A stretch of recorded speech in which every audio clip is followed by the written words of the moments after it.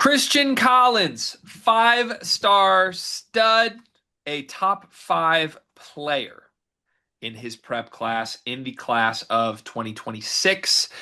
He is down to three schools: Kentucky, UCLA, and USC, two West Coasters, and BBN, Mark Pope, Rupp Arena, and all the allure of the Kentucky basketball program. Big time player. We've covered his recruitment a little bit on the channel, not as much as some of the other prep players that we are feeling like we're doing weekly content about, but Collins has very much been in the mix. Kentucky has been heavily involved. Now it's two Big Ten West Coast schools trying to hang around long enough to potentially steal his commitment from Mark Pope. You have not talked Christian Collins on this channel before. In fact, I was texting you about this morning and was just like, I don't think I know your thoughts on Christian Collins, the player. Like I said, he's an elite prospect. He's also not like a bona fide can't miss guy. He's one of those like should be one and done studs that is totally deserving of his rating to me. But you can also see like there's a couple things that could not hit here that could end up holding him back from being the productive college player you want him to be potentially in 1 year in school. I don't know if he's a for sure one and done or what, but either way, I like his game. I want your full thoughts on his game. Yeah, I think you summed it up well when you said it doesn't, you don't know if he is this can't miss product. And even as I've watched tape on him, I've read about his story, watched interviews, it's hard to get a read on exactly what kind of impact he'll have in year one. Just because, Greg, we see like it feels like every year there's one of these types of players who is in that 6'8", 6'9" mold who springy athlete, twitchy, fluid, all of that. And you see the highlights where they're jumping out of the gym, blocking a shot or whatever. And it's like, man, this dude is a can't miss player. But if you watch the full games, you see some of the offensive limitations, and it's they usually rank under that category of more prospect than producer, so to speak.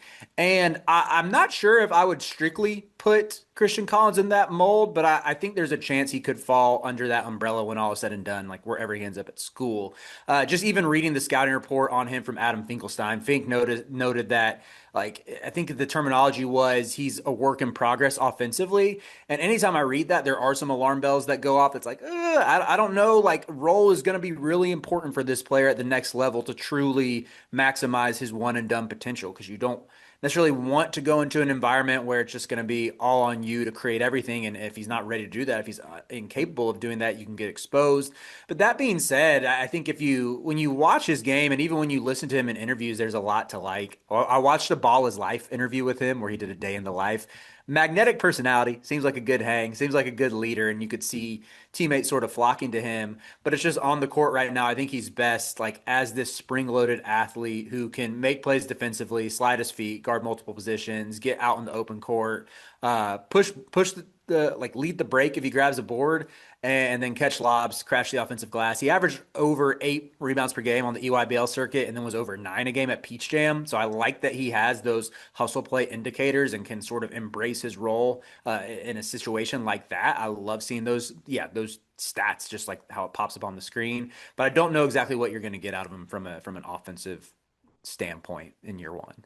Okay, I think we're aligned then on how we view him. Yeah, I look, he floats. Like, let me just give a little like abundant positivity on him for a moment because I don't want to come on here with like a top 10 consensus kid and be like, not so sure. Like, Yeah, for he's sure. about as sure as like impact college players come. I'm just more like, is he better pro than prospect? He's in that bucket of guys that don't necessarily translate to winning leader first option types to me. Now, if he's a third or fourth option on your team, I think you're like, oh my God, we're winning a national championship.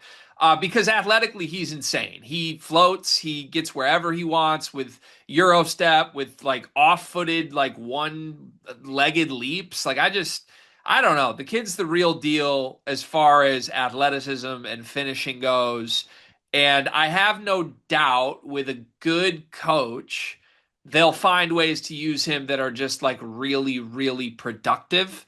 Mark Pope would certainly get the most out of this kid in terms of a college basketball lens conducive to winning. The West Coast schools here, USC and UCLA, he is a California kid. That's probably the big thing we should note here. So it's the two in-state schools and Kentucky. Played for St. John's Bosco, which is also the home of Brandon McCoy, another top 10 kid in the country. Another kid with some offensive skill-based questions. So it's kind of interesting watching them as a tandem. over the years and just sort of where their careers have gone, their trajectories, it won't be a surprise if Collins chooses California. Out of the two California schools, which one of the two do you think would be a better fit for him? Eric Musselman's USC or Mick Cronin's UCLA? I'll probably stick with USC just because with any offensive question marks he has, I think Muss has more of a track record of like maximizing wings than Cronin does. I just feel like during Muss's glory days at Arkansas, it always felt like he could take any sort of wing, whether it was like JD Note and turned him into a fringe All-American candidate, or who's that other dude? Jalen Tate, I think, who he made into a point guard who was like a 6'6" kid from Northern Kentucky. Stanley Amude is another one. Like, there's just a ton of guys who were sort of, I mean, the Martin twins when he was at Nevada, who were more of these like NPC type of recruits that he just turned into pros in some cases. Now, I think the devil's advocate view would be like when you gave Muss five-star talent with offensive question marks, like Jordan Walsh. Maybe he underachieved at Arkansas a little bit, still got to the second weekend. Anthony Black, I think his numbers were probably not quite up to par what expectations were when he got to Arkansas. So maybe you say the same could be true with Christian Collins. But yeah, I could see that fitting well. Plus, you potentially get Rodney Rice for another year, which I think at least you have someone you can look to and be like, okay, Rice is our guy who's going to be initiating the offense, who's going to be the bucket getter in the clutch. Whereas with UCLA, Donovan Dent, Sky Clark are both done after this year. Tyler Bilodeau's done after this year. Like, there's just a lot more question marks with that roster for what you're going to have around Collins. I do wonder with Collins what would happen with Eric Daly, who is a similar spot Yeah, true. archetype to me as Collins. Like, do you try and play the two together? If so, does it work? Can Daly play the three? I mean, it could work. It could end up being like a really springy, fun front court. If they were trying to go into next year with Collins, Daly, Booker, I think I hate that. There's too many questions with that trio if you're trying to go 3-4-5. But at the same time, Mick's a good coach. Collins might drive Mick crazy. Muss is crazy. Muss can take crazy people and talented things and turn them into gold or turn it into shit. Why doesn't he just go to Kentucky? Yeah, that to me feels like the most logical fit. To your point, what you were saying about like, oh, if he's your third or fourth option, you think you're winning a national champion, excuse me, a national championship. He feels like one of those recruits that Cal would get that's like, oh, let's just stick EJ Montgomery on a team that already has Emmanuel Quickly and Tyler Hero and who else is on that team? That PJ Washington, and just let him be the fifth option. And oh, you thought, oh, Carolina, you thought you were going to get this five-star big man to be a focal point? No, he's mine and he's fifth option here. Like it's that type of recruitment that felt like that feels Caliparian, so to speak. But the optimist view, if you're a Kentucky fan, is like, oh, we're happier now with the new guy. We think he'll maximize him better. He'll run a better system. He'll put guys in position to excel more easily than Cal did. And yeah, maybe we do win a national championship because of it. Yeah, this is one just on the I guess sentiment of this. You and I both see it the same way, like with respect to staying home. And look, if kids want to stay home, I'm never going to knock that. I don't think either UCLA or USC is like the greatest situation right now. Now UCLA is a good team. They could win a national title this year. I don't mean to imply that, but like we've seen Ade Mara be chewed up and spit out by Mick Cronin in recent years. It hasn't always gone the best when Mick has taken like a supposed supreme talent kid. There are demands there that don't necessarily. It's not guaranteed to work with Collins.